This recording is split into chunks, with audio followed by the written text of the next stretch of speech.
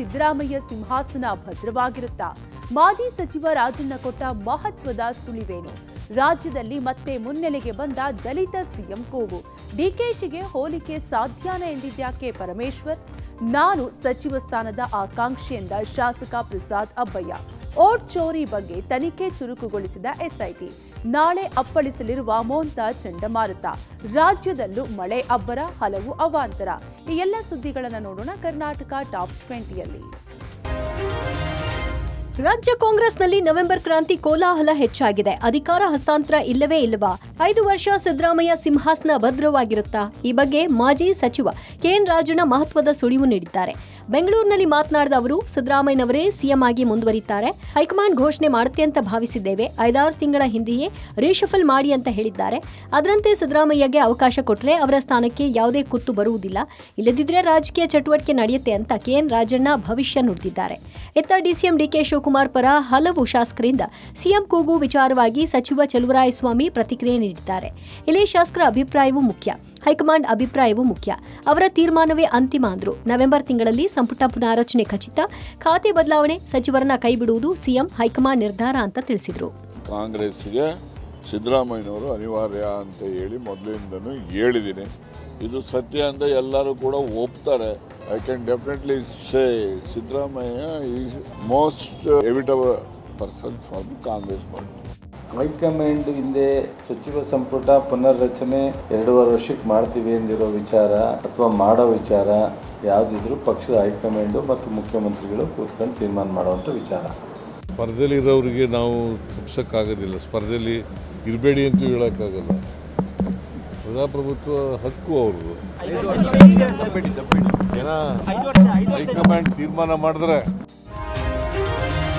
ರಾಜ್ಯದಲ್ಲಿ ದಲಿತ ಸಿಎಂ ಪರ ಕೂಗು ಜೋರಾಗ್ತಾ ಇದೆ. ಗೃಹ ಸಚಿವ ಪರಮೇಶ್ವರ್ ನಿವಾಸದ ಬಳಿ ಮುಂದಿನ ಸಿಎಂ ಪರಮೇಶ್ವರ್ ಅಂತೇಳಿ ಅಭಿಮಾನಿಗಳು ಘೋಷಣೆ ಕೂಗಿದ್ದಾರೆ. ಇತ್ತ ಮುನಿಯಪ್ಪ ಸಿಎಂ ಆದ್ರೆ ನಾನು ಸಂತೋಷ ಪಡ್ತೇನೆ ಅಂತೇಳಿ ಗೃಹ ಸಚಿವ ಪರಮೇಶ್ವರ್ ಹೇಳಿದ್ದಾರೆ. ನಿನ್ನೆ ಶಿವಮೊಗ್ಗದಲ್ಲಿ ಮುನಿಯಪ್ಪ ಪರ ಕಾರ್ಯಕರ್ತರು ಘೋಷಣೆ ಕೂಗಿದ ವಿಚಾರಕ್ಕೆ ಪ್ರತಿಕ್ರಿಯೆ ಕೊಟ್ಟ ಅವರು, ನಮ್ಮ ಪಕ್ಷದಲ್ಲಿ ಕೆಎಚ್ ಮುನಿಯಪ್ಪ ಅವರು ಹಿರಿಯರಿದ್ದಾರೆ, ಅವರು ಸಮರ್ಥರು, ತುಳಿತಕ್ಕೊಳಗಾಗಿರುವ ಸಮುದಾಯದಿಂದ ಬಂದವರು. ಮುನಿಯಪ್ಪ ಅವರು ಸಿಎಂ ಆದ್ರೆ ತಪ್ಪೇನು ಅಂತ ಹೇಳಿ ಪ್ರಶ್ನಿಸಿದ್ದಾರೆ. ಮುನಿಯಪ್ಪ ಸಿಎಂ ಆದ್ರೆ ನಾನು ಸಂತೋಷ ಪಡ್ತೇನೆ, ಆದ್ರೆ ಸಿಎಂ ಆಯ್ಕೆ ಬಗ್ಗೆ ಹೈಕಮಾಂಡ್ ಅವರೇ ತೀರ್ಮಾನಿಸಬೇಕು. ಪ್ರಸ್ತುತ ಬಿಹಾರ ಚುನಾವಣೆಗೆ ಹೈಕಮಾಂಡ್ ಬ್ಯುಸಿ ಇದ್ದಾರೆ ಅಂತ ಹೇಳಿದ್ರು. ಈತ ಸತೀಶ್ ಜಾರಕಿಹೊಳಿ ಮಾತನಾಡಿ, ದಲಿತರು ಸಿಎಂ ಆಗೋದಕ್ಕೆ ಅವಕಾಶ ಬರೋವರೆಗೂ ಕಾಯಬೇಕು, ಈಗಂತೂ ಅವಕಾಶ ಇಲ್ಲ, ಸಮಯಕ್ಕಾಗಿ ಕಾಯೋಣ ಅಂತ ಹೇಳಿದ್ದಾರೆ. ಮುನಿಯಪ್ಪನವರು 7 ಬಾರಿ MP ಆದವರು. ಅವರು ಅದು MP 7 ಬಾರಿ ಆಗೋದು ಅಂದ್ರೆ ಏನು ಸಾಮಾನ್ಯ ಅಲ್ಲ. ಕೇಂದ್ರದಲ್ಲಿ ಸಚಿವರಾಗಿ ಈಗ ಬಂದು ರಾಜ್ಯದಲ್ಲಿ ಸಚಿವರಾಗಿದ್ದಾರೆ, ಸಮರ್ಥರಿದ್ದಾರೆ, ಅರ್ಹತೆ ಇದೆ. ಅದರಲ್ಲಿ ಏನು ತಪ್ಪಿದೆ? ಮುನಿಯಪ್ಪನವರು ಮುಖ್ಯಮಂತ್ರಿ ಆದರೆ ನಾನು ಸಂತೋಷ ಪಡೋನು.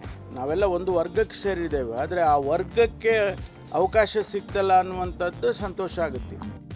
ಸುಮಾರು ಸಾರಿ ಹೇಳಿದಾಗ ಅವಕಾಶ ಸಿಕ್ಕರೆ ಒಳ್ಳೇದದ್ದು ನಾವು ಹೇಳಿದ್ದೀವಿ, ಹಿಂದೆಲ್ಲರೂ ಹೇಳಿದ್ದಾರೆ. ಸೊ ಅಂತಿಮವಾಗಿ ಯಾರು ಮಾಡಬೇಕು, ಯಾವ ಸಮುದಾಯ ಮಾಡಬೇಕು, ಯಾರು ಮಾಡಿದ್ರೆ ಕಾಂಗ್ರೆಸ್ಗೆ ಒಳ್ಳೇದು ಅನ್ನೋದು ತೀರ್ಮಾನ ಮಾಡೋದು ವರಿಷ್ಠರು ಮಾತ್ರ. ಒಂದು ಕಡೆ ಸಚಿವ ಕೆಎಚ್ ಮುನಿಯಪ್ಪ ಪರ ಬ್ಯಾಟ್ ಬೀಸಿರುವ ಗೃಹ ಸಚಿವ ಪರಮೇಶ್ವರ್, ಇನ್ನೊಂದು ಕಡೆ ಡಿಸಿಎಂ ಡಿಕೆಶಿ ಬಗ್ಗೆಯೂ ಕೂಡ ಎಚ್ಚರಿಕೆಯ ಮಾತನಾಡಿದ್ದಾರೆ. ಸಿಎಂ ಆಗಲು ಡಿಕೆಶಿ ಸಮರ್ಥರು, ಕಾಂಗ್ರೆಸ್ನಲ್ಲಿ ಡಿಕೆಶಿಗೆ ಹೋಲಿಕೆಯಾಗುವ ನಾಯಕರು ಯಾರಿದ್ದಾರೆ ಅಂತ ಪ್ರಶ್ನೆ ಮಾಡಿದ್ದಾರೆ. ಡಿಕೆಶಿ ಸಿಎಂ ಆಗೋ ಬಗ್ಗೆ ಹೈಕಮಾಂಡ್ ನಿರ್ಧಾರ ಮಾಡುತ್ತೆ ಅಂತ ಹೇಳಿ ಪರಮೇಶ್ವರ್ ಹೇಳಿದ್ದಾರೆ. ಮತ್ತೊಂದು ಕಡೆ ನವೆಂಬರ್ ಕ್ರಾಂತಿ ಏನಿಲ್ಲ, ಕಾಂಗ್ರೆಸ್ನಲ್ಲಿ ಏಕನಾಥ್ ಶಿಂದೆ ಒಬ್ಬರೇ, ಅಜಿತ್ ಪವಾರ್ ಕೂಡ ಒಬ್ಬರೇ. ಇನ್ನೊಬ್ಬ ಏಕನಾಥ್ ಶಿಂದೆ ಪವಾರ್ ಹುಟ್ಕೊಳ್ಳೋದಕ್ಕಾಗಲ್ಲ ಅಂತ ಹೇಳಿ ಜಾರಕಿಹೊಳಿ ಆತ್ಮವಿಶ್ವಾಸದ ಮಾತುಗಳನ್ನಾಡಿದ್ದಾರೆ. ಡಿಕೆ ಶಿವಕುಮಾರ್ ಅವ್ರ ಬಗ್ಗೆ ಹೇಳೋದಕ್ಕೆ ನನಗೆ ಸಾಮರ್ಥ್ಯ ಇಲ್ಲ. ಅವರು ನಮ್ಮ ನಾಯಕರಿದ್ದಾರೆ, ಅವರು ನಮ್ಮ ಅಧ್ಯಕ್ಷರಿದ್ದಾರೆ ಮತ್ತು ಸಮರ್ಥರಿದ್ದಾರೆ. ಶಿವಕುಮಾರ್ ಅವರಿಗೆ ಕಂಪೇರ್ ಮಾಡೋದಕ್ಕೆ ಯಾರಿದ್ದಾರೆ? ಈಗ ಅಷ್ಟು ಅವರು ಸಾಮರ್ಥ್ಯ ಇದೆ. ಅದ್ರ ಬಗ್ಗೆ ನಾವು ಹೇಳೋವಂಥದ್ದಲ್ಲ. ಹೈಕಮಾಂಡ್ನವ್ರ ತೀರ್ಮಾನ ಅಂತಿಮವಾಗಿ ಆದಾಗ ನಾವೆಲ್ಲ ಅದನ್ನು ಹೈಕಮಾಂಡಿನ ಏನೇ ತೀರ್ಮಾನ ಆದರೂ ಒಪ್ಕೊಳ್ಳೋದಕ್ಕೆ ನಾವು ತಯಾರಿದ್ದೀವಿ. ಈ ಬಾರಿ ನಾನು ಕೂಡ ಸಚಿವ ಸ್ಥಾನದ ಆಕಾಂಕ್ಷಿಯಾಗಿದ್ದೇನೆ. ಈ ಸಲ ಸಚಿವ ಸ್ಥಾನ ಸಿಗೋ ಸಾಧ್ಯತೆ ಇದೆ ಅಂತ ಹುಬ್ಬಳ್ಳಿ ಧಾರವಾಡ ಪೂರ್ವ ಕ್ಷೇತ್ರದ ಶಾಸಕ ಪ್ರಸಾದ್ ಅಬ್ಬಯ್ಯ ಹೇಳಿದ್ದಾರೆ. ಬೆಂಗಳೂರು ಬಿಟ್ರೆ ಹುಬ್ಬಳ್ಳಿ ದೊಡ್ಡ ನಗರವಾಗಿದೆ. ಮುಂಬೈ ಕರ್ನಾಟಕದಲ್ಲಿ ದಲಿತ ಸಮುದಾಯದವರು ಸಚಿವರಾಗಿಲ್ಲ. ನಾನು ಹೈಕಮಾಂಡ್ ನಾಯಕರಿಗೆ ಸಿಎಂಗೆ ಸಚಿವ ಸ್ಥಾನಕ್ಕೆ ಬೇಡಿಕೆ ಇಡುತ್ತೇನೆ ಅಂತ ಹೇಳಿದ್ದಾರೆ. ಬೆಂಗಳೂರಿಗೆ ಹೋಗಿ ನಾಯಕರನ್ನ ಭೇಟಿಯಾಗಿ ಮಾತನಾಡ್ತೇನೆ. ದೆಹಲಿಗೆ ಹೋಗಿ ಅಲ್ಲಿ ಮುಖಂಡರನ್ನ ಭೇಟಿಯಾಗ್ತೇನೆ. ನವೆಂಬರ್ ಡಿಸೆಂಬರ್ನಲ್ಲಿ ಸಚಿವ ಸಂಪುಟ ಸಾಧ್ಯತೆ ಇದೆ, ಆದರೆ ಅಂತಿಮವಾಗಿ ಅದು ಹೈಕಮಾಂಡ್ಗೆ ಬಿಟ್ಟ ನಿರ್ಧಾರ ಎಂದಿದ್ದಾರೆ. ದಲಿತರ ಒಂದು ಬೇಡಿಕೆ ಕೂಡ ಇದೆ. ಯಾಕಂದರೆ ಈ ಮುಂಬೈ ಕರ್ನಾಟಕದಲ್ಲಿ ಖಂಡಿತವಾಗಿ ಕೂಡ ಅದಕ್ಕೆ ನಾನು ಈ ಬಾರಿ ಕೂಡ ನಮ್ಮೆಲ್ಲ ಪಕ್ಷದ ಮುಖಂಡರುಗಳಿಗೆ, ನಮ್ಮ CM, ಡೆಪ್ಟಿ CM ಮತ್ತು ಹೈಕಮಾಂಡಿಗೂ ಕೂಡ ಮನವಿ ಮಾಡ್ಕೊಳ್ತೀನಿ ಹೋಗ್ಬಿಟ್ಟು. ಇದು ಕೊಡೋದ್ರಿಂದ ಬಹುಶಃ ಈ ಭಾಗದಲ್ಲಿ ಇನ್ನೂ ಕಾಂಗ್ರೆಸ್ ಪಕ್ಷವನ್ನು ಭಾಳ ಬಲಿಷ್ಠವಾಗಿ ಪಕ್ಷವನ್ನು ಕಟ್ಟಲಿಕ್ಕೆ, ಈ ಭಾಗದ ಅಭಿವೃದ್ಧಿ ಮಾಡಲಿಕ್ಕೆ ಒಂದು ಒಳ್ಳೆಯ ಅವಕಾಶ ಆಗ್ತದೆ. ಖಂಡಿತವಾಗಿ ಕೂಡ ಈ ಬಾರಿ ಆಗ್ತದೆ ಅನ್ನುವಂಥದ್ದು ಕೂಡ ನಾನು ನಂಬಿಕೆ ಇಟ್ಟಿದ್ದೀನಿ. ಕಲಬುರಗಿ ಜಿಲ್ಲೆಯ ಆಳಂದದಲ್ಲಿ ವೋಟ್ ಚೋರಿ ಪ್ರಕರಣ ಸಂಬಂಧ ಎಸ್ಐಟಿ ಅಧಿಕಾರಿಗಳು ತನಿಖೆಯನ್ನು ಚುರುಕುಗೊಳಿಸಿದ್ದಾರೆ. ಆಳಂದ ತಾಲೂಕು ಬಿಟ್ಟು ಕಲಬುರಗಿ ಜಿಲ್ಲೆಯ ಇನ್ನೂ 2 ಕ್ಷೇತ್ರಗಳಲ್ಲಿ ಕೂಡ ವೋಟ್ ಚೋರಿ ನಡೆದಿದೆಯಾ ಎಂಬ ಅನುಮಾನ ಶುರುವಾಗಿದೆ. ಈ ಬಗ್ಗೆ ಎಸ್ಐಟಿಗೆ ದಾಖಲೆ ಲಭ್ಯ ಆಗಿದೆ. ಹೀಗಾಗಿ ಈ 2 ಕ್ಷೇತ್ರಗಳಲ್ಲಿ ತನಿಖೆ ನಡೆಸೋಕೆ ಎಸ್ಐಟಿ ಅಧಿಕಾರಿಗಳು ಸಜ್ಜಾಗಿದ್ದಾರೆ. ಕಲಬುರಗಿಯ ಸಿಎ ಮೂಲಕ ಡೇಟಾ ಆಪರೇಟರ್ ಅಕ್ರಮ್ ಅಸ್ಲಾಂ ಎಂಬುವರಿಗೆ ಹಣ ಸಂದಾಯ ಆಗಿತ್ತು. ಬಳಿಕ ಸಿಎ ಮನೆ ಮೇಲೆ ದಾಳಿ ಮಾಡಿ 2 ಲ್ಯಾಪ್ಟಾಪ್ಗಳನ್ನು ಎಸ್ಐಟಿ ಅಧಿಕಾರಿಗಳು ವಶಪಡಿಸಿಕೊಂಡಿದ್ರು. ಇದೀಗ ಲ್ಯಾಪ್ಟಾಪ್ ಸಾಕ್ಷಿಗಳ ಆಧಾರದ ಮೇಲೆ ಎಸ್ಐಟಿ ಮುಂದಿನ ಕಾರ್ಯಾಚರಣೆ ಮಾಡುತ್ತಿದ್ದಾರೆ. ನಾಳೆ ಮೊಂತಾ ಚಂಡಮಾರುತ ಆಂಧ್ರಪ್ರದೇಶಕ್ಕೆ ಅಪ್ಪಳಿಸಲಿದೆ ಎಂದು ಹವಾಮಾನ ಇಲಾಖೆ ಎಚ್ಚರಿಸಿದೆ. 110 ಕಿಲೋಮೀಟರ್ ವೇಗದಲ್ಲಿ ಚಂಡಮಾರುತ ಅಪ್ಪಳಿಸಲಿದೆ ಎನ್ನಲಾಗಿದೆ. ಹೀಗಾಗಿ ಆಂಧ್ರದ 23 ಜಿಲ್ಲೆಗಳಲ್ಲಿ ಭಾರೀ ಮಳೆ ಎಚ್ಚರಿಕೆ ನೀಡಲಾಗಿದ್ದು ರೆಡ್ ಅಲರ್ಟ್ ಘೋಷಿಸಲಾಗಿದೆ. ಒಡಿಶಾ ಮತ್ತು ತಮಿಳುನಾಡಿನಲ್ಲೂ ಭಾರೀ ಮಳೆ ಎಚ್ಚರಿಕೆ ನೀಡಲಾಗಿದೆ. ಮೀನುಗಾರರಿಗೆ ಸಮುದ್ರಕ್ಕಿಳಿಯದಂತೆ ಎಚ್ಚರಿಕೆ ನೀಡಲಾಗಿದೆ. ಮೊಂತಾ ಚಂಡಮಾರುತದ ಎಫೆಕ್ಟ್ ಹಿನ್ನೆಲೆ ಇಂದಿನಿಂದ 3-4 ದಿನ ಕರ್ನಾಟಕದಲ್ಲಿ ಮಳೆ ಮುನ್ಸೂಚನೆ ನೀಡಲಾಗಿದೆ. ಉತ್ತರ ಕರ್ನಾಟಕ ಭಾಗದಲ್ಲಿ ಮಳೆಯ ತೀವ್ರತೆ ಹೆಚ್ಚಾಗುವ ಸಾಧ್ಯತೆ ಇದೆ ಎನ್ನಲಾಗಿದೆ. ಇತ್ತ ಅರಬ್ಬಿ ಸಮುದ್ರದಲ್ಲಿ ವಾಯುಭಾರ ಕುಸಿತ ಹಿನ್ನೆಲೆ ಕರಾವಳಿ ಹಾಗೂ ದಕ್ಷಿಣ ಒಳನಾಡಿನಲ್ಲಿ ವ್ಯಾಪಕ ಮಳೆಯಾಗುವ ಸಾಧ್ಯತೆ ಇದೆ. ಬೆಂಗಳೂರಿನಲ್ಲಿ ಮುಂದಿನ 5 ದಿನ ಸಾಧಾರಣ ಮಳೆಯಾಗುವ ಸಾಧ್ಯತೆ ಇದೆ ಎಂದು ಹವಾಮಾನ ಇಲಾಖೆ ತಿಳಿಸಿದೆ. ಕಳೆದ 1 ವಾರದಿಂದ ವಿಜಯನಗರ ಜಿಲ್ಲೆಯಲ್ಲಿ ನಿರಂತರವಾಗಿ ಸುರಿತಾ ಇರುವ ಮಳೆಯಿಂದ ಬಿಸಿಲನಾಡು ಮಲೆನಾಡಿನಂತಾಗಿದೆ. ಮೋಡ ಕವಿದ ವಾತಾವರಣದ ಜೊತೆಗೆ ಮುಂಜಾನೆಯಿಂದಲೇ ಮಂಜು ಕವಿದಿದ್ದು ಜಿಟಿ ಮಳೆ ಆಗ್ತಾ ಇದೆ. ಮತ್ತೊಂದು ಕಡೆ ನಿರಂತರ ಮಳೆಯಿಂದ ಕೆಲ ರೈತರಿಗೆ ಸಂಕಷ್ಟ ಎದುರಾಗಿದೆ. ಇನ್ನೇನು ಕಟಾವಿನ ಹಂತಕ್ಕೆ ಬಂದಿದ್ದ ಭತ್ತ ಮಳೆಯಿಂದಾಗಿ ಸಂಪೂರ್ಣ ಹಾಳಾಗಿದೆ. ಫಲವತ್ತಾಗಿ ಬೆಳೆದು ನಿಂತಿದ್ದ ಭತ್ತ ನೆಲಕ್ಕುರುಳಿರುವುದರಿಂದ ಮೊಳಕೆಯೊಡೆದು ಇಳುವರಿ ಹಾಳಾಗುವ ಭೀತಿ ರೈತರಲ್ಲಿದೆ. ಇತ್ತ ಚಿತ್ರದುರ್ಗ ಜಿಲ್ಲೆಯ ಹಿರಿಯೂರಿನ ವಾಣಿವಿಲಾಸ ಜಲಾಶಯದ ಬಳಿ ನೀರಿನಲ್ಲಿ ಕೊಚ್ಕೊಂಡು ಹೋಗ್ತಾ ಇದ್ದ ಯುವಕನೋರ್ವ ಅದೃಷ್ಟವಶಾತ್ ಪಾರಾಗಿದ್ದಾನೆ. ವಿವಿ ಸಾಗರ ಜಲಾಶಯದ ಕೋಡಿ ನೀರು ವೀಕ್ಷಿಸೋಕೆ ನಿತ್ಯ ಸಾವಿರಾರು ಜನ ಪ್ರವಾಸಿಗರು ದೌಡಾಯಿಸುತ್ತಿದ್ದಾರೆ. ಈ ವೇಳೆ ಯುವಕನೋರ್ವ ಹುಚ್ಚು ಸಾಹಸಕ್ಕೆ ಮುಂದಾಗಿದ್ದು ಆಯತಪ್ಪಿ ಹರಿಯುವ ನೀರಲ್ಲಿ ಕೊಚ್ಕೊಂಡು ಹೋಗಿದ್ದ.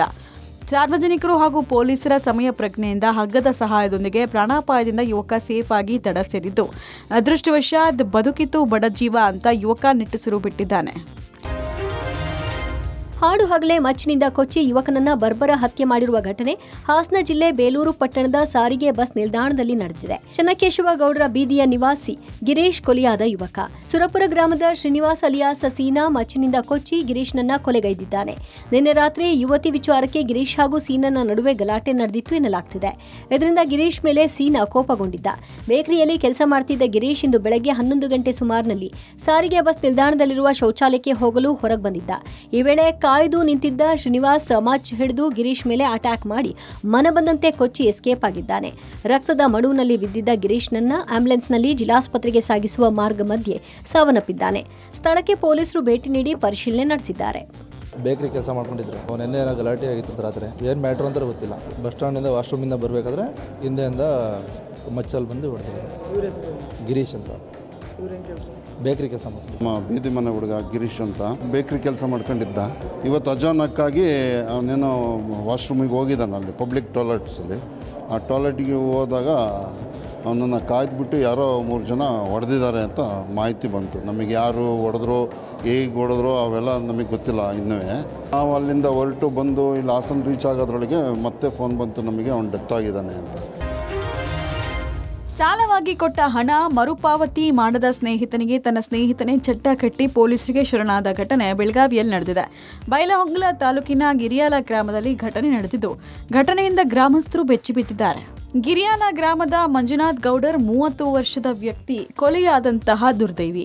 ಕಳೆದ ವಾರ ಸ್ನೇಹಿತ ದಯಾನಂದ್ ಗುಂಡ್ಲೂರಿನಿಂದ 2,000 ಹಣವನ್ನ ಸಾಲವನ್ನಾಗಿ ಮಂಜುನಾಥ್ ಪಡೆದಿದ್ದ ಎನ್ನಲಾಗಿದೆ. 1 ವಾರದ ಒಳಗೆ ಹಣ ಮರಳಿಸುವುದಾಗಿ ಹೇಳಿ ಮಂಜುನಾಥ್ ಸಾಲ ಪಡೆದಿದೆ ಎನ್ನಲಾಗಿದೆ. ಅವಧಿ ಮುಗಿದ ಹಿನ್ನೆಲೆಯಲ್ಲಿ ಸಾಲ ಕೇಳೋಕೆ ದಯಾನಂದ್ ಮುಂದಾಗಿದ್ದ ಎನ್ನಲಾಗಿತ್ತು. ಇದೇ ಹಣದ ವಿಚಾರಕ್ಕೆ ಮಂಜುನಾಥ್ ಹಾಗೂ ದಯಾನಂದ್ ಮಧ್ಯೆ ಗಲಾಟೆ ಆಗಿದೆ. ಇಬ್ಬರ ಜಗಳ ವಿಕೋಪಕ್ಕೆ ತಿರುಗಿ ಮಂಜುನಾಥ್ನನ್ನ ದಯಾನಂದ್ ಕೊಲೆ ಮಾಡಿದ್ದಾನೆ.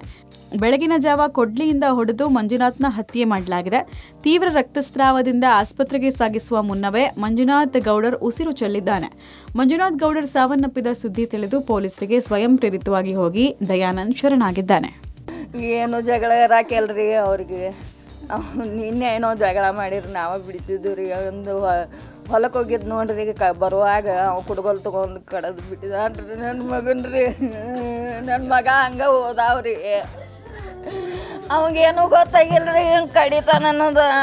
ಅವ ಹಿಡ್ಕೊಂಡು ತಯಾರಿಗೆ ಹೋಗಿದ್ದಾನ್ರಿ, ಇವನ್ನ ಹಂಗೆ ಕರೆದಾನ್ರಿ. ನನ್ನ ಮಗ ಏನಂತ ಕೆಟ್ಟ ಮಾಡ ಅಲ್ರಿ, ಏನೂ ಇಲ್ರಿ, ಏನು ಹಿತ್ತಲಾಗ ಮನಿ ರೀ. ಅವರು ನಾವು ಚಲೋನ ಇದ್ದು ರೀ ಮಾತಾಡ್ಕೊಂತ. ಟೈಲರ್ ಶಾಪ್ ಮಹಿಳೆ ವಿರುದ್ಧ ಕೋಟಿ ವಂಚನೆ ಆರೋಪ ಕೇಳಿಬಂದಿದ್ದು, ಮಹಿಳೆ ವಿರುದ್ಧ ಜನ ತಿರುಗಿ ಬಿದ್ದಿದ್ದಾರೆ. ಈ ಸಂಬಂಧ ಲೇಡೀಸ್ ಡ್ರೆಸ್ ಮೇಕರ್ ಹೇಮಾವತಿ ಮೇಲೆ ನಡು ರಸ್ತೆಯಲ್ಲಿ ಎಳೆದಾಡಿ ಹಲ್ಲೆ ನಡೆಸಿದ್ದಾರೆ.